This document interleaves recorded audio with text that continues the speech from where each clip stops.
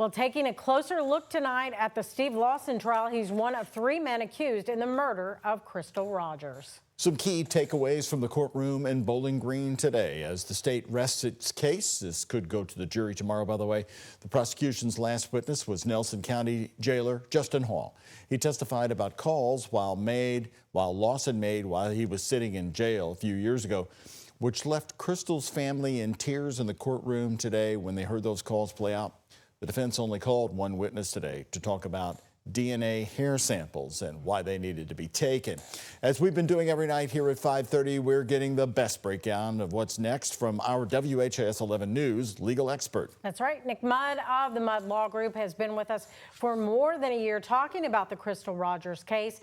And so, Nick, let's talk about the Steve Lawson jail calls that the jury heard today as he's calling his mom.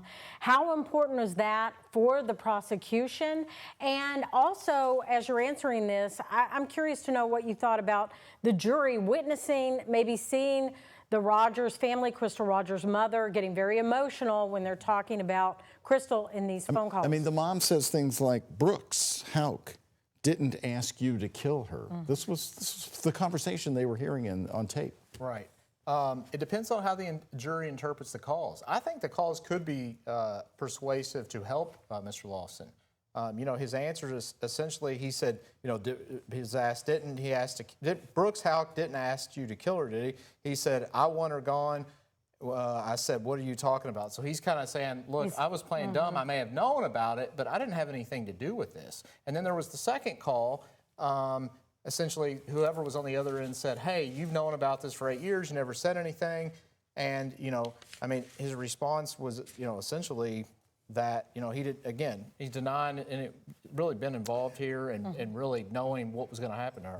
That person on the other end said, that girl got killed and you knew it happened. So right. The one person who we've not heard from, has not been on the stand, is Steve Lawson. Do you think he's put on the stand tomorrow? What's your opinion on that? Would you put him on the stand as his attorney? At this point, he's given several different statements. His credibility has been shot down over and over and over again. I think I would put him on the stand. I know. Wait a second. And I tell you wait a second. You'd put him on the stand. I would put him on the stand. You've conceded the tampering. He's been called a liar, multiple people. I think the jury wants to hear from him. They want to judge his credibility because the question comes down to, did he act with Brooks Houck to do this, or was this something he did after with moving the car? If he didn't know this was going to happen, then he may have known that something may happen, but if he didn't conspire and he didn't participate in that specific act and it was after the murder, really they can't convict him of the conspiracy to commit murder. Let's talk about the FBI agent, who talked to Steve Lawson, and he was put on to establish that he lied about, knowing where he was on the night that Crystal Rogers disappeared, number one. But then in cross, basically the defense was trying to say, hey, ask the agent, hey, you talked to Nick Houck, didn't you? Oh, and didn't he fail a lie detector test? And as we know, a lie detector test is not allowed in court, but that was basically just for the jury to hear, right? Right. And I think part of that was Mr. Wolf saying, look, there's other people involved here, and there are other people that may have conspired here. This isn't, maybe not Stephen Lawson. Stephen Lawson, I think it's moving to that argument, like, look, Stephen Lawson came in at the 12th hour after the murder happened, which means he didn't conspire to kill Crystal Rogers. He just came in and he tampered with physical evidence. You know all the attorneys involved in this. Do you think his defense attorney puts Lawson on the stand, calls him to the stand? I want you to also explain what the benefit would, you didn't really explore that, what the benefit would be to having him on the stand, a man with such credibility issues. It's obviously their call, and I would respect whatever call they make, and I'm not in the trenches right now, so that's a difficult call. However, the strategy with putting him on would be to say, look, I was following orders, I was scared, I didn't have any idea he was going to kill this lady, I didn't want any part of that. All I did was, after the fact, do what he said, which was go move the car. That's all I did, and I was scared. And so, yeah, did I lie? Yes, but I'm scared for my life.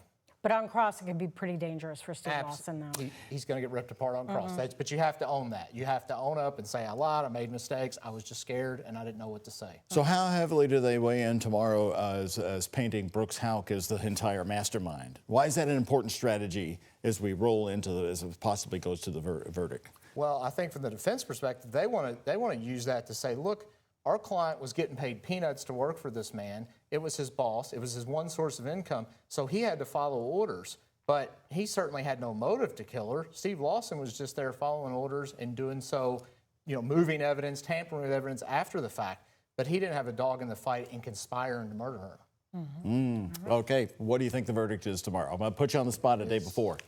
Hasn't gone to the jury yet. He's ready to wrap it up. It's going to go to the jury. I want to see the defense proof tomorrow. I want to see what they got. I want to see if he testifies. I want to hear what he has to say. Well, we already know, though, that the defense made it easy for the jury by saying, yes, he's guilty of tampering. His own attorney said that. But this case can come down to whether they believe him tomorrow morning in court if he testifies. So Nick Mudd would put him on the stand. Yesterday was bombshell day. Tomorrow would be really, really big bombshell day. Absolutely. Okay, Nick, thank you very much. Nick Mudd joining us on the WHS 11 Plus app, streaming special report at 9:30. That is coming up tonight as we talk to Shay McAllister on the scene down there as well in the courtroom and get Nick's analysis as we go into tomorrow.